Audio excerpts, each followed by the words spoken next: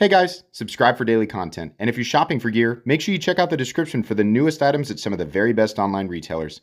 There's also links for some of the items that I personally recommend. Thanks! What's going on YouTube? Metal Complex here, and today I've got another short little unboxing video to share with you guys. The thing went flying. Man, the impact of that card was just too much for that poor little Blade HQ sticker to handle.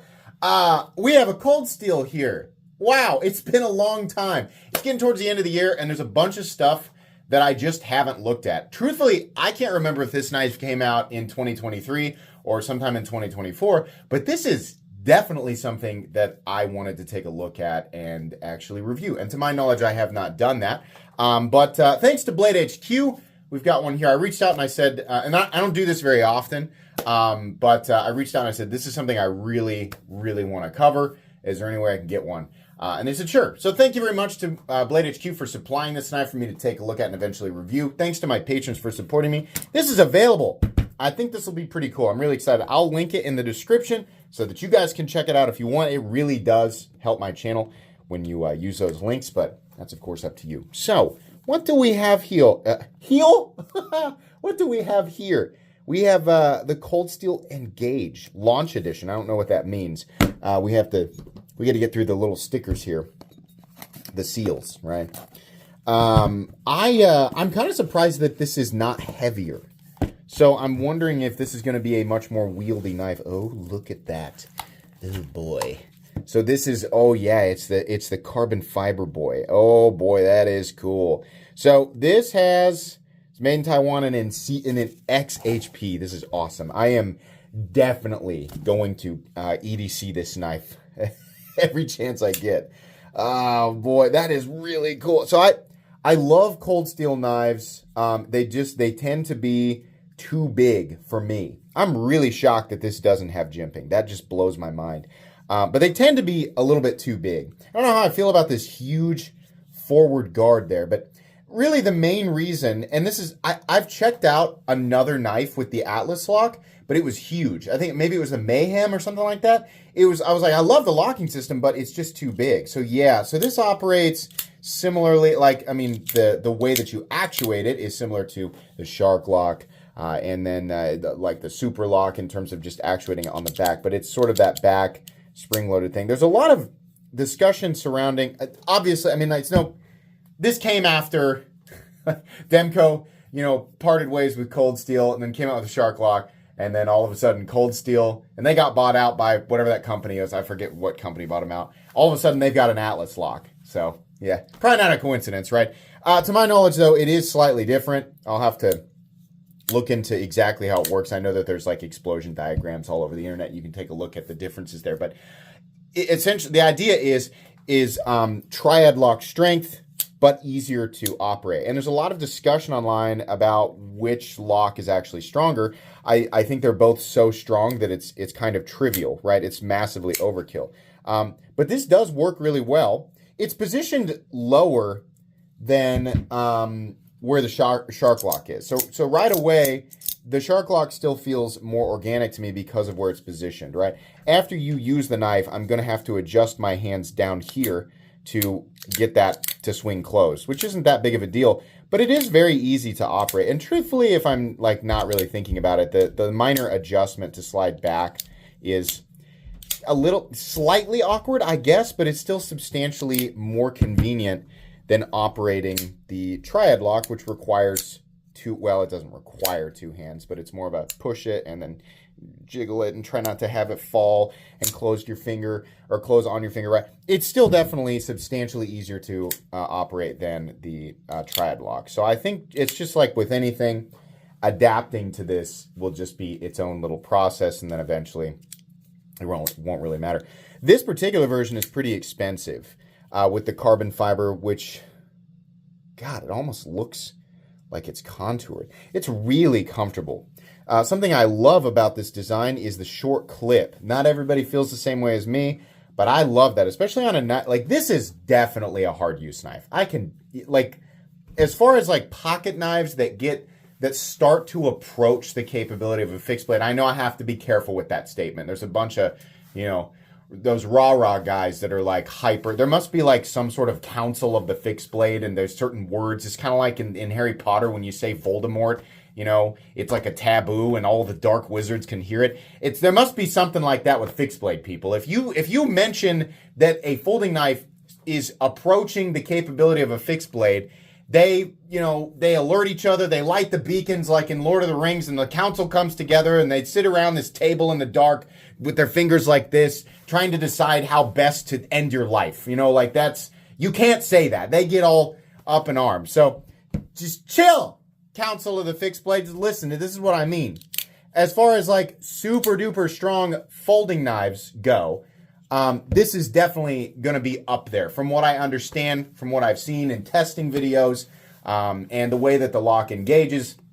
Yeah, this is going to be top tier, right alongside your Triad lock and your Shark lock systems, right? So yeah, this is definitely a folding knife that you can take out and really, really beat on, right? And if you need something more durable, Council of the Fixed Blade, oh, ears on me. If you need something more durable, yes, then go ahead and use a fixed blade, right? I'm kidding. There's no council. It's just like dudes in jean shorts and tank tops who just like buy fixed blades. But they take themselves seriously, right? You can't. They're real dedicated to educating the folding knife community, like at every opportunity. They need to make sure that we know that our folding knives aren't as strong as their fixed blades, which is funny because most of us who own folding knives own a ton of fixed blades as well. Here's a Demko free rein that I love, right? So if you need something that's stronger than the Atlas lock, then why not something like this? There you go, right? But anyways, I do think this is neat, and there's a couple different versions on Blade HQ. This one was pretty expensive, but I do like the XHP and carbon fiber combination. The fit and finish on this is also really, really nice. Like, that looks good. I don't love the 397 or the Engage on the face there. Cold Steel branding is a little explosive, right? It's like getting close to what Microtech does. But yeah, the fit and finish is good. It looks like we got a bunch of T6 screws. These liners might be aluminum. They're definitely not titanium. But I think no, those are steel. Okay, so we got steel liners there. That's cool. It's really just not nearly as heavy as I thought it was going to be. This is so wieldy. In the pictures, it just looks so huge, but it's actually not even quite as big as something like the 8010. Let's measure it. The overall length here of the Engage coming in at, it's a full-size knife though. I mean, it's not quite, and it's like 8 1/8. Blade length is 3 1/2 on the dot. Cutting edge is about 3 1/8. Let's weigh it real quick. Oh, come on. There it is. The scale, I swear to God, the scale, the calipers, and the PM2, I lose that stuff all the time. I'm going to give you guys one additional thought after we weigh it here. 6.2 ounces. Okay, so I'm just like not, something's flabbergasting me here. It does not feel like a 6-ounce knife. It's very well balanced, right? Every time I go to disengage this lock, I get a little nervous, and it's probably because I need to adapt to it, but the Atlas lock is positioned so low that my grip on the knife while I'm manipulating it is not quite as secure as on something like the Shark lock. And again, that's probably because I'm used to it, but I am having to adjust my hand and move it lower, and I'm kind of like bracing on the pocket clip. Now, of course, some people are going to be quick to point out that's only if you want to do the fancy, one-handed whip close, right? You do have to pay attention, because if you catch your finger there, if your finger's in the way, then yeah, you're going to cut yourself, right? You can just use 2 hands. Either way, this is a really, really convenient locking system. And considering the Shark lock, really, like when Demko decided to go his own way and he released like Shark lock stuff, yeah, I'm not saying like it made all cold steel knives obsolete, but people who were considering the Triad lock for the strength were immediately drawn to the Shark lock models because it was like, hey, it'll do the same thing. It's just easier to manipulate, right? There's still plenty of reasons to pick up cold steel knives with Triad locks, right? Especially if you just like the model. And they are still obviously incredibly strong. I mean, one of my favorite knives is the 8010 from Cold Steel, which I know is a Demko design, Demko custom first. But so yeah, I think it makes sense. Like, the Atlas lock. came out, and right around the same time, the Super Lock and the Shark. Like, we're going to keep seeing stuff like this. These sliding spine locking systems that are super secure, right? We're going to keep seeing stuff like that. And it's good because they're ambidextrous. This has got an ambi mount for the clip, which is awesome. Ambidextrous, super strong, very easy to manipulate. I mean, these types of locking systems, they're not all the exact same type of lock, like the way that they are created, like the way that they're functioning, but the way that they engage, right, the way that they're manipulated, it's all substantially better than the systems that we currently have. I mean, there's not too many people out there who are going to be like, no, simple liner lock is the way to go.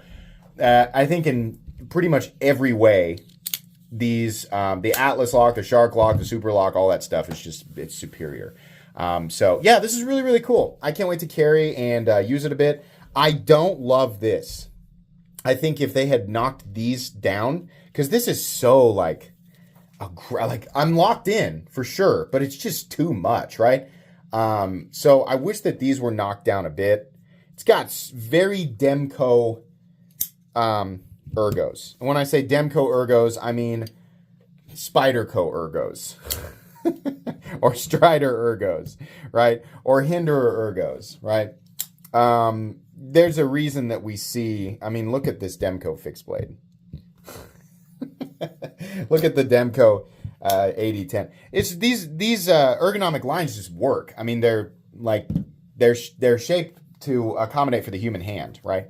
So yeah, this is really cool. I like this. Made in Taiwan, as cold steel knives have always been. A lot of people still think that all cold steel knives are made in the USA.